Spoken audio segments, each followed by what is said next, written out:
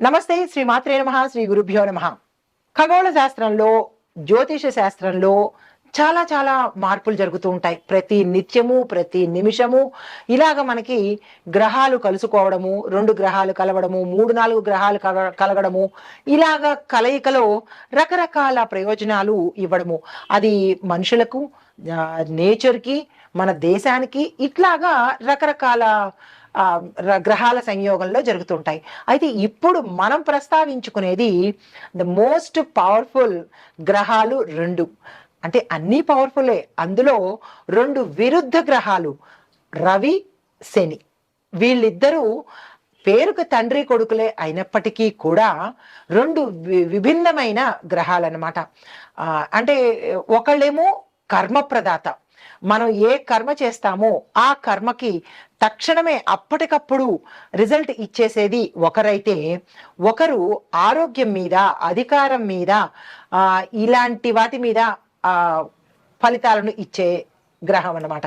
అయితే ఈ ఇద్దరు ఎప్పుడు కలుస్తున్నారు, వారి కలయిక వల్ల ఎలాంటి ఫలితాలు వస్తున్నాయి అంటే కనుక, హోలీ తర్వాత శని రవి అంటే సూర్యుడి యొక్క సంయోగం వల్ల 12 రాసుల్లోనూ 3కి మాత్రము చాలా చక్కని ఫలితాలని ఇస్తున్నాడు.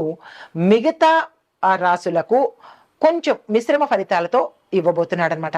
అయితే వైదిక జ్యోతిష శాస్త్రం ప్రకారము 2 గ్రహాలు ఒకే చోట కలుసుకోవడము, వాటి సంయోగము ఒక్కొక్కసారి శత్రుగ్రహాలైన, ఇప్పుడు మనం ఇందాక అనుకున్నట్టుగా సూర్యుడు, శనేశ్వరుడు ఇప్పుడు కుంభరాశిలో సంయోగం ఏర్పాటు చేస్తున్నాడు హోలీ రోజున. అంటే హోలీ అనగా మనకి 2025 మార్చి 14 నుంచి, అంటే దగ్గరలో ఉందన్నమాట. ఈ సమయంలో కుంభరాశిని వదిలేసి, అంటే ఇప్పటి వరకు కుంభరాశిలో ఉన్నాడు మార్చి 13 వరకు. హోలీతో కుంభరాశిని వదిలేసి 14 నుంచి మీనరాశిలోకి ప్రయాణం చేస్తున్నాడు. అయితే ఈ ప్రయాణంలో సమయం కూడా మీకు నేను తెలియపరుస్తాను. 2025 మార్చి 14 శుక్రవారం సాయంత్రం 6:58 సూర్యుడు మీనరాశిలోకి ప్రవేశిస్తాడు. అయితే మళ్ళా 2025 మార్చి 29 రాత్రి 11:01 శనేశ్వరుడు మీనరాశిలోకి వస్తున్నాడు. అంటే శనిగ్రహానికి కన్నా ముందు రవిగ్రహము మీనరాశిలోకి వచ్చేసింది. ఆ తరువాత 15 రోజుల తేడాతో శనీశ్వరుడు కూడా మీనరాశిలోకి వచ్చి, ఈ ఇద్దరి సంయోగం వల్ల మళ్ళా ఎలాంటి పరిణామాలు చోటు చేసుకుంటాయి, ప్రతి ఒక్క రాశికి, ప్రతి ఒక్క రంగానికి, ప్రతి ఒక్క మనిషికి ఎలాంటి ఫలితాలు ఇవ్వబోతున్నారు అంటే కనుక, ఓవరాల్ గా 3 రాశులకు మాత్రము విశేషమైన ఫలితాలు ఇస్తున్నారు. ఆ 3 రాశులు ఏమిటి అంటే కనుక, కర్కాటక రాశి. కర్కాటక రాశి వారికి సూర్యుడు, శని యొక్క సంయోగము చాలా లాభదాయకంగా ఉండబోతోంది. సంపదలు పెరుగుతాయి, ఆర్థిక పరిస్థితి మెరుగుపడుతుంది, కుటుంబ సభ్యులతో చక్కని సమయం గడపడము, ఎక్కడికి వెళ్ళినా ఒక ప్రణాళికాబద్ధంగా వీళ్ళు వెళ్ళగలుగుతారు. దానితో పాటు దానికి సంబంధించిన రిజల్ట్స్ను కూడా వీళ్ళు తీసుకోగలుగుతారు. మనసు చాలా సంతోషంగా, హాయిగా, ఆరోగ్యంగా ఉండబోతోంది. అయితే కన్యా రాశి వారికి ఈ శని రవి యొక్క సంయోగం వల్ల ఆలస్యమైన పనులు ఏవైనా ఉంటే, పెండింగ్ లో పడిపోయినా, జరగకపోయినా, అడ్డుకున్నా, ఇలాంటి పనులు ఏవైనా ఉంటే చకచక ఈ సమయంలో జరిగిపోతాయి. దాంతో పాటు ఇంట్లో బంధువులతోనూ, కొత్త బంధువులతోనూ, శుభకార్యాలతోనూ ఇల్లు కలకల్లాడుతూ ఉంటుంది. దీనితో పాటు వివాహం కాని వారికి వివాహం అవ్వడము, ప్రతి ఒక్క మనిషిలోనూ కాన్ఫిడెన్స్ అంటే ఆత్మవిశ్వాసము పెరగడము, దీంతో పాటు మీ మాటల వల్ల ప్రజల యొక్క మనసును గెలుచుకుంటారనమాట.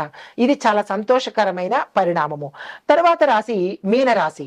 ఈ రాశిలో ఉండే వారికి ఈ శని రవి యొక్క సంయోగం వల్ల అందులోనూ ఈ మీనరాశిలోనే ఈ సంయోగం జరుగుతోంది కాబట్టి ధార్మిక కార్యక్రమాల మీద, దాన ధర్మాల మీద, దైవం మీద ఆధ్యాత్మికంగాను వీళ్ళు ఆసక్తి కలిగి ఉంటారనమాట.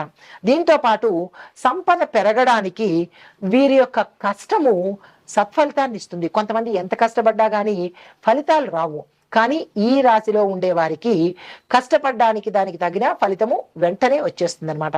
దీంతో పాటు ఇక్కడ మీనరాశి వాళ్ళు కొంచెం ఓర్పుతోనూ ఓపికతోనూ కనుక పనులు చేసుకున్నట్టయితే కనుక ఇంకా ప్రత్యేకమైన ఫలితాలు పొందే అవకాశం ఉంది. ఆర్థికంగా వీళ్ళు మెరుగుపడబోతున్నారు. అయితే ఇవి ఈ రాశులకు, ఈ 3 రాశులకు ఇలాంటి ఫలితాలను ఇస్తున్నాడు.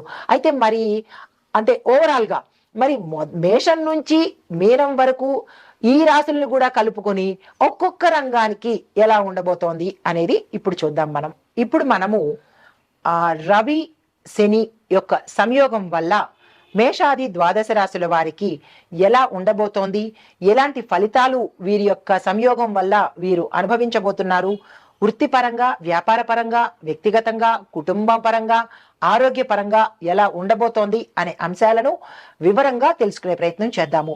ఈ రవి శని సంయోగం వల్ల, ఈ వీరిద్దరి కలయిక వల్ల ఈ యోగంలో ఎలా ఉండబోతోంది అంటే కనుక, ఈ యోగం సాధారణంగా 1 సంవత్సరానికే ఉంటుంది. అంటే ఎలా అంటే శని గ్రహము కర్మగ్రహము, దాంతోపాటు సూర్యగ్రహం ఏంటి, ఆత్మకి ప్రభావం చూపిస్తూ ఉంటాడు, ఆరోగ్యాన్ని చూపిస్తూ ఉంటాడు, రాజయోగాలను, అధికార యోగాలను, ఇలాంటి వాటికి అన్నిటికీ అధినేత రవిగ్రహము.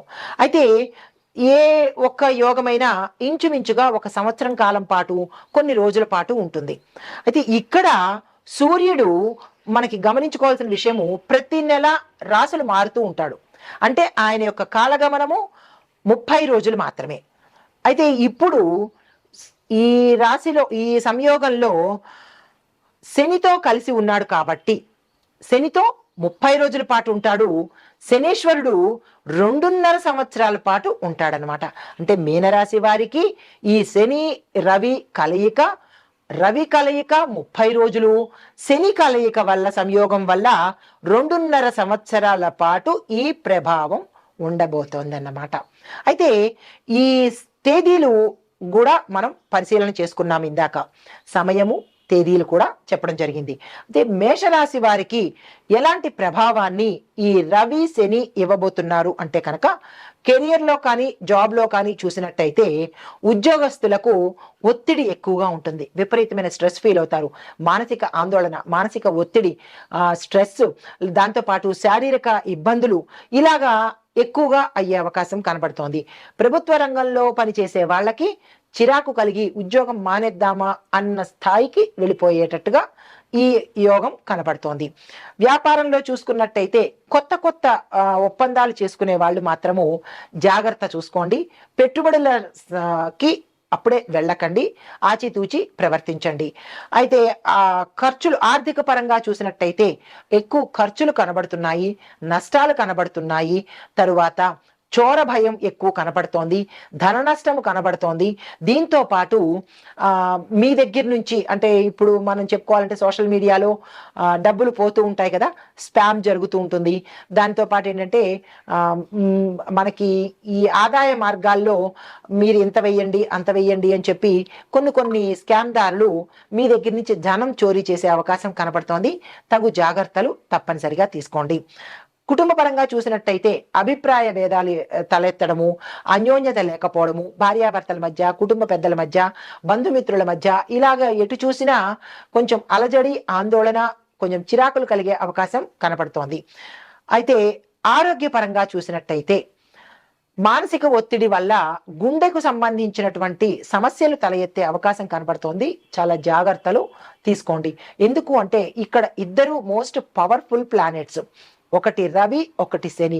ఒకటి ఆరోగ్యం మీద చూపిస్తే, ఆరోగ్యము అధికారం మీద చూపిస్తే, ఒకరు ఆరోగ్యం అంటే కుటుంబ ఒత్తిళ్ల మీద, కుటుంబం మీద చూపిస్తారు. కాబట్టి చాలా జాగ్రత్తగా ఈ సమయంలో వ్యవహరించాలి. మీకు చెప్పిన సలహాలు ఏంటంటే, శనివారం నాడు హనుమంతుడి ఆలయానికి తప్పనిసరిగా వెళ్ళండి, అక్కడ పూజలు చేయించుకోండి. దీనితో పాటు సూర్యుడికి, ఇది శనిడికి చెప్పాం కదా, శనీశ్వరుడికి చేయవలసింది, సూర్యుడికి చేయవలసింది ఏంటంటే నవగ్రహ ఆలయ దర్శనంలో సూర్యుడికి ప్రత్యేకంగా అర్ఘ్యం ఇచ్చుకోవడము, పూజలు చేయించుకోవడము, జపాలు చేయించుకోవడము ఇలాంటి పనులు కనుక చేసినట్టయితే కొంత ఉపశమనం కలిగి శుభ పరిణామాలు జరిగే అవకాశం ఉంది. కాబట్టి తప్పనిసరిగా ఈ పరిహారాలు పాటించండి, వారి ఇద్దరి యొక్క అనుగ్రహాన్ని పొందండి. నమస్తే. అయితే ఇక్కడ ప్రతి రాశి వాళ్ళకి కొన్ని ముఖ్యమైన సూచనలు చెప్తున్నాను, నివారణ కూడా, అంటే రెమెడీసు ప్లస్ సూచనలు చెప్తున్నాను. శనివారం నాడు తులసిని దానం చేయండి. నెంబర్ 2, సూర్యుడికి ప్రతిరోజు జలాభిషేకము తప్పనిసరిగా చేసుకోండి. నెంబర్ 3, శనిగ్రహ దోష నివారణ కోసము హనుమాన్ చాలీసా తప్పనిసరిగా పఠించుకోవాల్సిందే.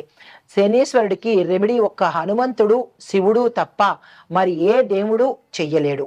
కాబట్టి వీరిద్దరికీ చెప్పినట్టుగా పరిహారాలు చేసుకోండి. తరువాతది, కనీసం నెలకొకసారైనా పితృతర్పణాలు ఇవ్వండి. అంటే మనకి మహాలయ పక్షాల్లో ఇచ్చుకున్నాము, ప్రతి సంవత్సరము తద్దినాలు పెడుతున్నాము, అలా కాకుండా ప్రతి అమావాస్యకో లేదా పౌర్ణమికో లేదా తిథికో మీరు తప్పనిసరిగా పితృలకు అంటే పితృతర్పణాలు ఇచ్చినట్టయితే మీ జాతకంలో పితృదోష సంబంధిత సమస్యలు పోయే అవకాశం కనబడుతుంది. దీనితో పాటుగా శివార్చన, రుద్రాభిషేకము తప్పనిసరిగా చేయించుకుంటే చెడు కర్మల నుంచి నివారణ చెందే అవకాశము కనపడుతోంది. దీనితో పాటు సూర్యుడికి శనేశ్వరుడికి అంటే ఆదివారము శనివారము తప్పనిసరిగా ఆలయ దర్శనము ఇది మీ యొక్క దినచర్యలో భాగంగా పెట్టుకొని అక్కడ దాన ధర్మాలు చేసుకోవడం కానీ లేదా పూజలు చేయించుకోవడం కానీ చేసినట్టయితే మన చెడు కర్మల నుంచి విపరీతమైన బాధల నుంచి ఒకంత సానుకూలమైన ఫలితాలు పొందే అవకాశం కనబడుతోంది. ఈ పరిహారాలు ప్రతి రాశి వాళ్ళు, అంటే నేను ఇండివిజువల్గా చెప్పే పరిహారాలతో పాటుగా ఈ పరిహారాలను కూడా తప్పనిసరిగా చేసినట్టయితే ఈ సంయోగ కాలంలో ఉపశమనం కలిగే అవకాశము, ఆ 2 గ్రహాల యొక్క అనుగ్రహం కలిగే అవకాశము గోచరిస్తోంది. తప్పనిసరిగా పాటించండి. నమస్తే.